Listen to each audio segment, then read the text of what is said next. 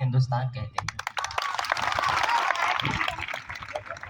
सरलता, सज्जनता व विद्वता की प्रतिमूर्ति आदरणीय मुख्य अध्यक्ष महोदय जी, आदरणीय शिक्षकगण एवं मुख्य अतिथि महोदय, आज मैं आप सभी के समक्ष देश प्रेम व राष्ट्र निर्माण के विषय में अपने कुछ विचार साझा करना चाहूँगा। आज़ादी का असली मतलब वही समझ सकता है जिसने कभी गुलामी की हो। हम सौभाग्यशाली हैं कि हमने स्वतंत्र भारत में जन्म लिया। यूं तो आज़ादी की लौ 1857 में ही जल उठी थी, जो हमारे देश को 1947 में आज़ाद कराई। प्राचीन, मध्यकालीन और वर्तमान भारत के कुछ उदाहरणों से स्पष्ट करना चाहूँगा कि जब भारतीय फिरंगियों के फेरों में फंस गए तो रंग दे बसंती चोला की एक आवाज़ पर टोले के टोले उमड़ आते थे। वंदे मातरम के नारों से उनके खून में आने वाला तूफान अंग्रेजी शासकों की जड़ों में तूफान ला देता था। लोग मर जाते थे, मिट जाते थे, फांसी चढ़ जाते थे, क्योंकि ये उस दौर की देशभक्ति की कसौटी थी।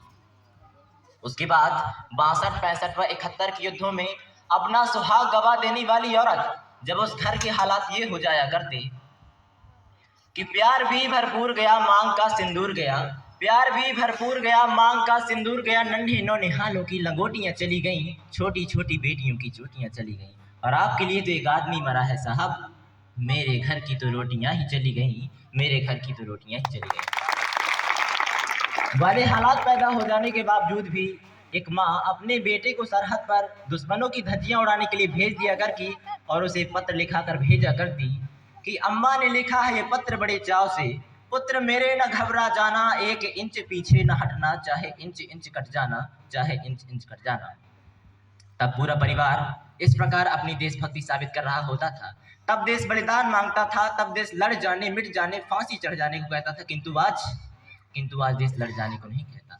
आज देश मर जाने, मिट जाने, फांसी चढ़ जाने को नहीं कहता, बल्कि मेरे विचारों में जो व्यक्ति अपना काम पूरी ईमानदारी, पूरी मेहनत से करे ना, वही सबसे बड़ा देशभक्त है। मैं नहीं मानता कि फेसबुक और व्हाट्सएप की डीपी को 3 रंगों में रंगना ही देशभक्ति है, और यदि आप कहें कि वर्ष में 2 बार हाथ में तिरंगा ले लेना ही देशभक्ति है, तो मैं पूछना चाहूंगा कि फुटपाथ पे रहने वाला वो बच्चा ट्रैफिक की छांव में नंगे पांव में जब तिरंगा बेच रहा होता है, तो क्या आप उसकी देशभक्ति कहेंगे? ये उसकी देशभक्ति नहीं, ये उसके पेट की भूख की शक्ति होती है जो उसे ऐसा करने पर मजबूर कर रही होती है। क्योंकि न मस्जिद को जानते हैं, न शिवालयों को जानते हैं, न मस्जिद को जानते हैं, न शिवालयों को जानते हैं, जो पेट के भूखे होते हैं ना, वो सिर्फ भोजन के निवाले